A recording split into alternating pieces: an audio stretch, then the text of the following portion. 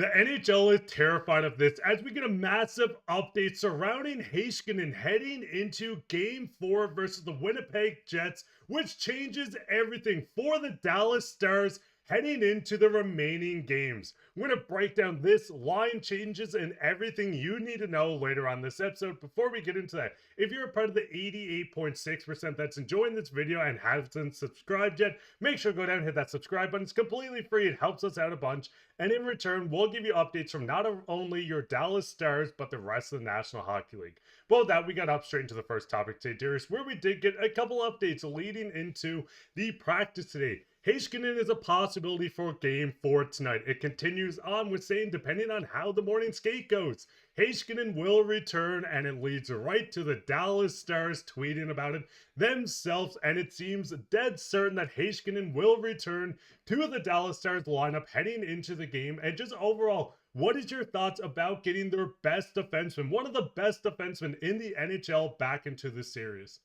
Yeah, well, getting Miro Heiskanen back into the lineup is obviously going to lengthen the lineup. Like, this changes everything for the Dallas Stars in this series. Not just the Dallas Stars, this changes everything for the Winnipeg Jets as well, because getting one of the best defensemen in the league back halfway through a series will change things. Now, I do have to say, and I've seen a lot of comments about it, and, personally, because I've watched this player play live before, I would not take Thomas Harley off the first power play unit as the power play quarterback. That is what he was born to do. He's a great player, a great two-way defenseman, and he should stay there. Miro Heiskanen, I mean, he's a great player in his own right, and of course could quarterback a power play as well. But coming back from injury, don't fix what isn't broken at this point. Leave Thomas Harley on that top power play unit. But still, in saying all of that, Heiskanen coming back, it lengthens the lineup. It's an option to put him on the power play if they want to change things up, if things get stale or they're not working, let's say. But things have been okay for the Dallas Stars so far. But like I've been saying, it lengthens the lineup. It makes them that much deeper and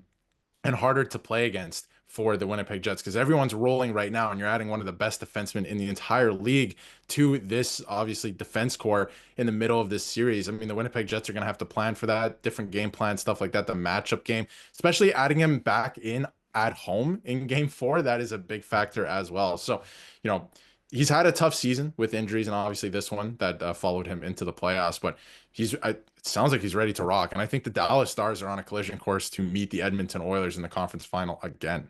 And I mean, it's not only the fans and us excited about this. We've seen Jake Oettinger speak on it as well. He's the best defenseman in the NHL, in my opinion. Whenever you can insert a guy like that, it's obviously a huge boost. And a huge boost might even be an understatement, as you get someone that can come in and really shape out this defense. Now, this is a defense that you can't even hate on. A 2-1 lead over the Winnipeg Jets, the President's Trophy winner, are falling to the Dallas Stars, and this gives them an option to maybe even rock 7 defensemen. Now, Darius, looking at the back end, like you said, Harley has been outstanding. We've seen him dominate in the for Canada and the foreign nations. We see the lines working out, but could you see Heiskanen maybe sliding in with Lindell on that top line, bumping Cody Ceci down, not shaking up too much, but still getting your top guy in? Or do you kind of lean the route of easing him into his minutes and maybe even get him in the third line, as if it's not broke, like you said, don't fix it?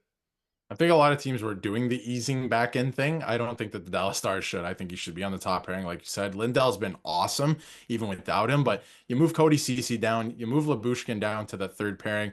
You're just lengthening that lineup, right? Who comes out, that remains to be seen. Obviously, a lot of coaches and even myself do like the right shots on the right side, the left shots on the left side. Obviously, having Heiskanen on the the right side, he can play it, right? He's one of the rare defensemen in the league that can play it very seamlessly, so no problem with that. But in terms of who comes out, you really have to consider things like that, especially in the playoffs, because it's just easier to clear pucks when you're playing on your strong side. So it's going to be interesting to see. All signs are pointing to him returning to the lineup, but like you said, move Cody Ceci down. Not that he's been necessarily bad, but this is the one spot for me in terms of the Dallas Stars roster that is weaker coming into this season and this playoff run. Obviously, their offense got a lot stronger, that's for sure, and it's on the back of Mikko Rantanen, that's for sure. But goaltending is still there. Defense is maybe a little bit weaker, but man, they have stepped up in the absence of Miro Heiskanen as well. So he's coming back. He's going to lengthen the lineup. And man, the Dallas Stars look like a scary team all of a sudden. No matter where he fits into the lineup, I do think it's the top pairing. But no matter where they end up putting him, even if they want to, ease him back into the lineup, they're going to be a tough team to play against. And I mean, that's the big thing. Injecting them into a defensive core that's already proven they can go up against the best of the best, going through the first round versus the Colorado Avalanche, into the second round versus the Jets, getting this elite talent's going to change a lot. And looking at the forwards, this is where we could see them rock, you know, an extra defenseman instead of running a full 4 lines. I mean, still, Sam Steele and Dadonov on the fourth as just extra pieces to inject throughout the lineup. You still have a top 9 of probably the most dominant top 9, led through by Mikko Rantanen and Hintz. There's incredible names. I mean, looking at this, would you be fine kind of running one less forward to get Heiskanen back in? I mean, you might have some shifts where he wants to take a break off. He's just getting back and he might look a tiny bit rusty, but running an extra defenseman kind of gives you leeway with that. And would you be worried about not having that extra forward out there? To me personally, I think you want to run all 4 lines. That's just the way I look at the game. But obviously, Pete DeBoer and the Dallas Stars have a different way of looking at the game. But I think that you want to run all 4 lines. And then when you look at Heiskanen, I mean, he's first of all a professional athlete, right? Like he's been getting back from that injury. He's been skating for a while. So if he's ready to go and they're going to let him play, he must be 100% or close to 100%. All of these guys are nursing different injuries and stuff throughout the course of a year, but he must be close to 100%. So if he's ready to go into the lineup, he's ready to go. He's been skating, the conditioning's up, all of that. So I wouldn't be worried about stuff like that, like easing him in as a 7th defenseman or something like that, and then sacrificing an entire 4th line, right? Not an entire 4th line, but then you're double shifting guys, and it could, get certain guys out of rhythm because, a lot of hockey players are creatures of habit and rhythm, right? So if they're going above or below what they're normally playing, it could really mess them up. So I wouldn't really touch anything in terms of that, but it's something that they could probably experiment with, but I don't think they will.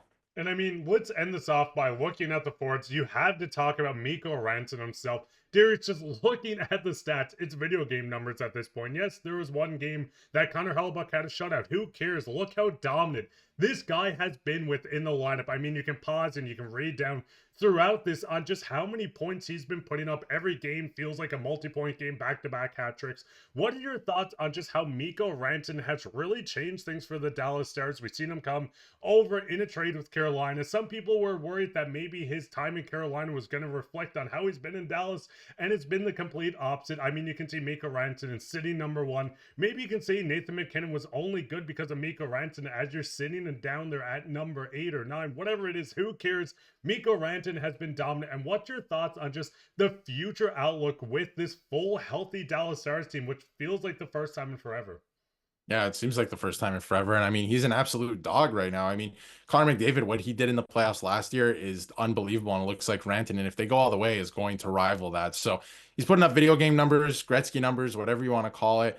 He's been unbelievable. He continues to do it. I know Hellebuyck put up a shutout in game 2, obviously, but I don't think that's gonna. It certainly didn't last game, and I don't think that's gonna happen again for the rest of the series. So, Mikko Rantanen looks comfortable in Dallas. That's the biggest thing for me. He looked comfortable in Colorado. Then obviously he moved to Carolina. It was a shock, but now being in Dallas, he looks comfortable again. He's putting up crazy numbers, and he is an elite player in this league. I've said it before, and I'll stand by it. Like he is. He's an incredible player, and he's just continuing to do his thing. He's very underrated physically as well. He's like built for the playoffs. So he's going to continue to do his thing. And the only person standing in his way of, a Stanley Cup Finals berth, it looks like all the series are not, finished yet, but it looks like maybe Connor McDavid again in the Edmonton Oilers. So that's going to be an insane rematch if that ends up happening. But for the time being, they have a series to win here against the Winnipeg Jets. Rantanen is kind of carrying the team, but they're just playing good hockey right now and, playing great defense as well. So we'll see what happens to the rest of the way in this series, but Rantanen has been unbelievable. And if he stopped playing